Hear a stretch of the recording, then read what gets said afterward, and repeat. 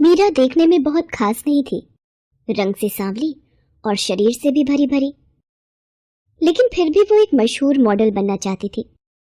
सुंदर सी ड्रेस पहनकर एक बड़े से स्टेज पर रैंप वॉक करना उसका बचपन का सपना था।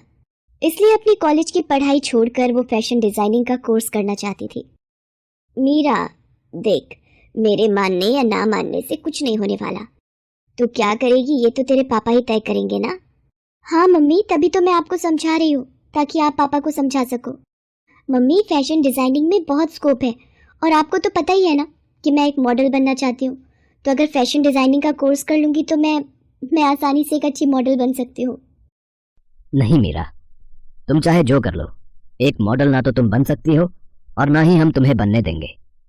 तुम पढ़ने में इतनी अच्छी हो तो क्यों इस बेकार के प्रोफेशन में अपना समय और भविष्य बर्बाद करना चाहती हो, और वो भी कॉलेज की पढ़ाई को बीच में छोड़कर।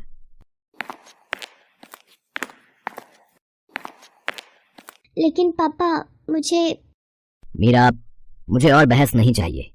तुम्हारे लिए क्या अच्छा है ये हम तुमसे बेहतर जानते हैं। देखो बेटा, हम तुम्हारा दिल नहीं तोड़ना चाहते, पर अब तुम्हें आईना दिखाना बहुत जरूरी है। तुम्हें याद है कि हमने तुम्हारी जिद पर तुम्हें कॉलेज के फैशन शो में हिस्सा लेने दिया था। क्या हुआ उसके बाद, याद है ना तुम्हें?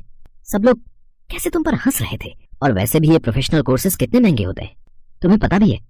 बेटा, मैं तुम्हें सिर्फ कॉलेज भेज सकता हूँ, इससे ज्यादा मेरी हैसियत नहीं है, तो इस मसले पर बहस की गुंजाइश नहीं। चलो अब जाकर पढ़ाई करो, और हाँ, जरा मुझे आज का अखबार लाकर देना। मीरा कुछ नहीं कह सकी।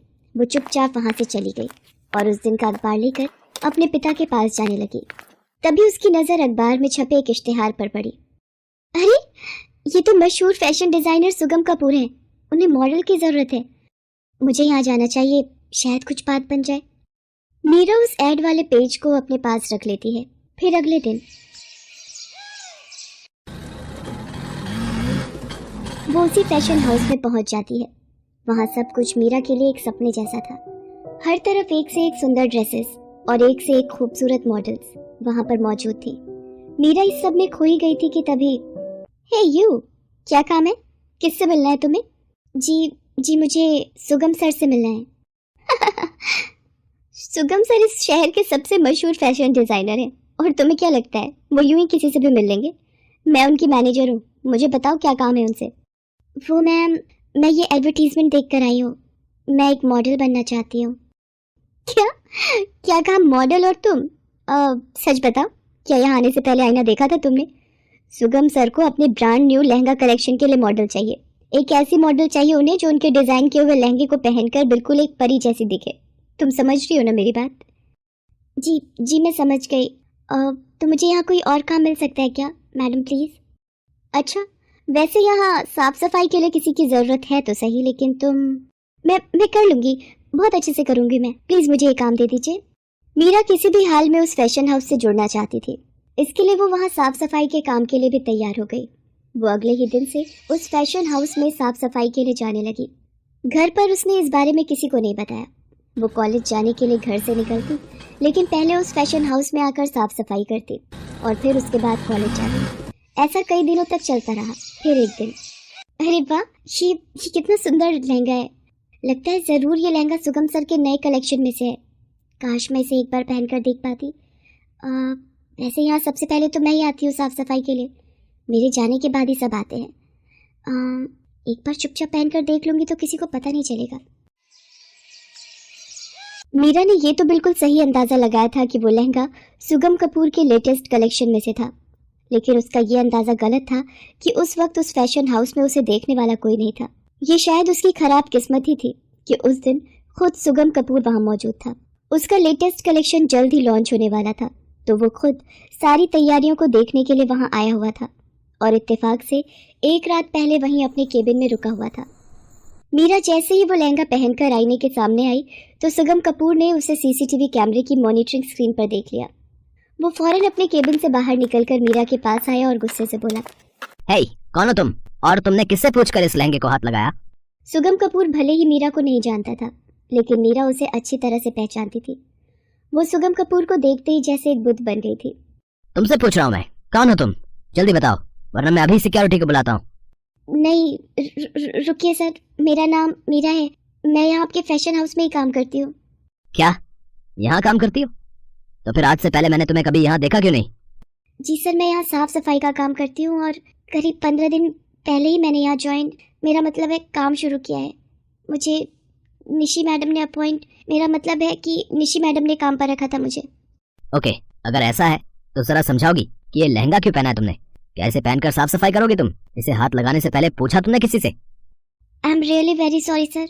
वो दरअसल बात यह है कि मैं हमेशा से आपसे मिलना चाहती थी। मैं एक मॉडल बनना चाहती हूँ सर, और यहाँ आई भी इसीलिए थी लेकिन क्या मॉडल नहीं बन सकी तो झाड़ू पोछा करने लगी? What nonsense! ये सब बातें मेरे सामने मत बनाओ तुम। आई नो तुम यहाँ मेरा कलेक्शन चुराने के लिए आई हो। बताओ मुझे, मेरे किस राइवल ने भेजा है तुम्हें यहाँ चोरी करने? नहीं सर, ऐसा कुछ भी नहीं है। मेरा यकीन कीजिए, मैं तो बस यहाँ रहकर सीखना चाहती थी। ये देखिए सर, मैंने खुद एक लहंगा भी डिजाइन किया है। इतना कहकर सुगम कपूर की तरफ एक कागज बढ़ाती है जिसमें मीरा ने खुद एक बहुत सुंदर लहंगा डिजाइन किया हुआ था। लेकिन सुगम कपूर उसके डिजाइन पर नजर तक नहीं डालता और गुस्से में उससे कहता है, अच्छा, तो तुझे लगता है कि तू जो कहेगी वो मैं मान लूंगा? हाँ देख, तू जैसी दिखती है ना, उस हिसाब से मॉडलिंग को तो तू भूल ही जा। I have many more good options than you. जहाँ तक रही बात फैशन डिजाइनिंग की, तो उसके लिए भी मुझे तेरी जरूरत तो नहीं है। अब इससे पहले कि मैं पुलिस को फोन करके यहाँ बुलवाऊं, तू यहाँ से गायब हो जा।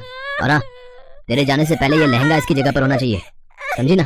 एक बात और, फिर कभी तेरी ये बेकार शक्ल मेरे फैशन हाउस के आसपास भी नहीं दिखनी चाहिए, समझी ना? मीरा फौरन जाकर अपने कपड़े बदलती है और उस लहंगे को सही सलामत उसकी जगह पर रखने के बाद वो सुगम कपूर के फैशन हाउस से बाहर आ जाती है। उसके सारे सपने एक बार फिर बिखर गए थे। वो आंखों में आंसू लिए अपने बनाए हुए लहंगे के डिजाइन को देख रही थी। तभी अचानक एक करिश्मा हुआ। उसके आंसू जैसे ही उस डिजाइन वाले कागज पर पड़े तो वहाँ एक तेज रोशनी चमकी, जिसके साथ वो लहंगे का डिजाइन एक असली लहंगे में बदल गया। वो हूबहू वैसा ही था जैसा कि मीरा ने कागज पर बनाया था। ये देखकर मीरा चौंक गई। उसे कुछ भी समझ नहीं आ रहा था। ये कैसे हो सकता है? ये तो बिल्कुल वैसा ही लहंगा जैसा मैंने मन में सोचा था डिजाइन बनाने से पहले। ये तो जादू है। मीरा उस लहंगे को सबकी नजरों से बचाकर अपने घर लेकर जाती है और फिर अकेले में उस लहंगे को पहनकर देखती है। उस लहंगे को पहनते ही मीरा एक सुंदर मॉडल बन जाती है। एकदम गोरी चिट्टी, स्लिम ट्रिम और बहुत ही खूबसूरत लग रही थी वो। ये तो कमाल हो गया। मैं इतनी स्लिम और मेरा चेहरा ये भी कितना चमक रहा है। ये जादू कैसे हुआ मीरा नहीं जानती थी, लेकिन फिर भी अब वो बहुत खुश थी। उसने तुरंत ही लहंगे में अपनी कुछ फोटोज क्लिक करके ऑनलाइन अपलोड कर दी। देखते ही देखते उसकी फोटो ट्रेंड करने लगी और कई फैशन डिजाइनर मॉडलिंग के लिए खुद उसे अप्रोच करने लगे, जिनमें से सुगम कपूर भी एक था। वो खुद मीरा से मिलने उसके घर आ पहुंचा। हेलो, दिस इज सुगम Kapoor, the famous fashion designer. Congratulation, आप तो सबकी चहेती बन गई हैं। देखिए, आप जितनी मशहूर हैं उतना ही मशहूर मेरा ब्रांड भी है। तो अगर हम दोनों मिलकर काम करें तो कमाल कर सकते हैं। जी, I am really very sorry, but मुझे आपका कलेक्शन कुछ खास पसंद नहीं आया, इसलिए मैं आपके लिए मॉडलिंग नहीं कर पाऊंगी। क्या? बट ये कैसे कह सकती हैं आप? आपने अभी मेरे डिजाइन देखे ही कहाँ हैं? मैंने आपका मेन डिजाइन देखा भी है और उसे पहना भी है। शायद आप उस दिन को भूल गए हैं, लेकिन मैं कभी नहीं भूल सकती जब आपने मेरी बेइज्जती की थी, मेरे चेहरे और रंग रूप का मजाक उड़ाया था आपने। तब मैं आपके साथ काम करने के लिए बेताब थी, लेकिन आपको मैं लायक नहीं लगती थी। कुदरत का करिश्मा देखिए सर, हम आज भी साथ काम नहीं कर सकते, because now I have more better options than you. इतना कहकर मीरा ने सुगम कपूर को अपने घर का मेन दरवाजा दिखा दिया, जिसका मतलब साफ था। सुगम कपूर बाहर तो आ गया, लेकिन उसकी आंखों में अब गुरूर की जगह पछतावा साफ दिखाई दे रहा था। हेलो दोस्तों, कैसे हैं आप सब? हमारी कहानियाँ देखने के लिए हमारे चैनल को सब्सक्राइब कीजिए और हाँ, बेल आइकॉन पर क्लिक करना मत भूलिएगा।